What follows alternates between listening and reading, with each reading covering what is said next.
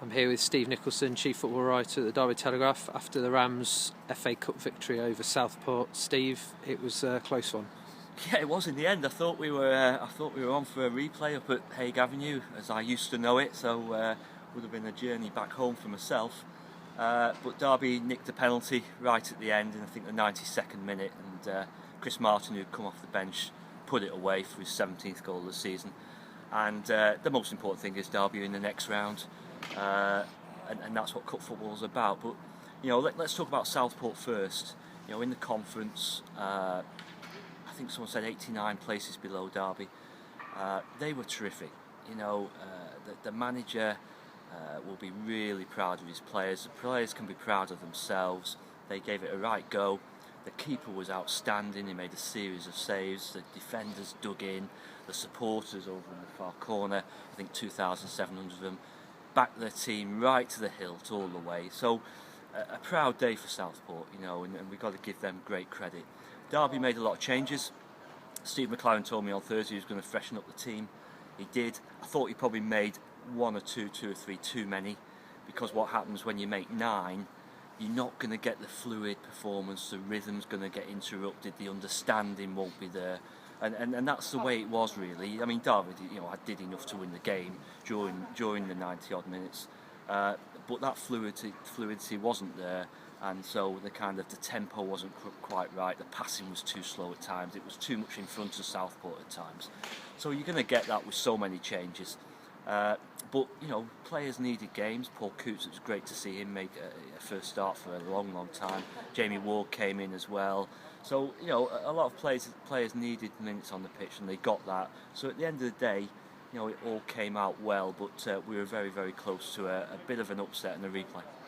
I know Steve McLaren was asked after the game again about speculation linking him with the Newcastle United job. Yeah, this won't go away. I'll be blunt. I don't think Steve's helping it go away. He was asked on Tuesday about it after the Leeds game. He was asked again on Thursday. We've had 2 pieces in the Derby Telegraph about it. He was asked again here after the game. He had about 2 or 3 chances to kind of just dismiss it and say, no, I'm not interested, not for me, it's not going to happen. He kind of keeps labelling it just pure speculation. Whether it is or it isn't, by ruling himself out, it dismisses the speculation. The speculation will disappear. And what we've got now on social media, on Twitter and that, fans are asking now, well, what's happening? He didn't rule it out. Is he going? Is he not going? And to be honest, I don't think we need that uncertainty at the moment, So that won't go away, and the only time it will go away is when Newcastle appoint a manager, whoever that may be, or Steve McLaren just says, no, sorry, it's not for me. I know managers don't often rule anything in and out. We had the Darren Bent story last Tuesday, and Steve called that pure speculation after the game. Well, it wasn't speculation. Darren Bent's now a Derby County player, so speculation will continue until you kind of have a yes or no over a speculation. And as I say, unfortunately at the moment fans are concerned, and quite rightly so. They don't want to lose Steve McLaren. He's done an absolutely magnificent job here, so they're concerned at the moment. But he did have 2 or 3 chances in the interview I heard, where he could have ruled out the Newcastle job, but didn't. So we'll see where that one goes. And as I say, all I can say to the fans is, they're going to be concerned until that absolutely goes away. I know Steve was also asked about a possible return to Derby for Steve Round. Yeah, and this is another speculation, if you like, story. But the way it's all panning out, it seems to me that with what Steve McLaren's just said is that Steve Round will kind of join the club or become a kind of part-time coach probably next week.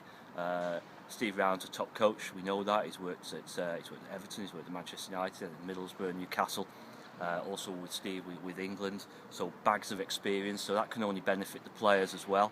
So I would expect to see Steve Round coming in sometime next week. I believe he's been at the training ground already. So that's probably in addition to the staff. Exactly what his role will be and how many days a week he'll be there, we don't know yet. But that was one thing Steve McLaren was asked about, and he suggested that was going to happen.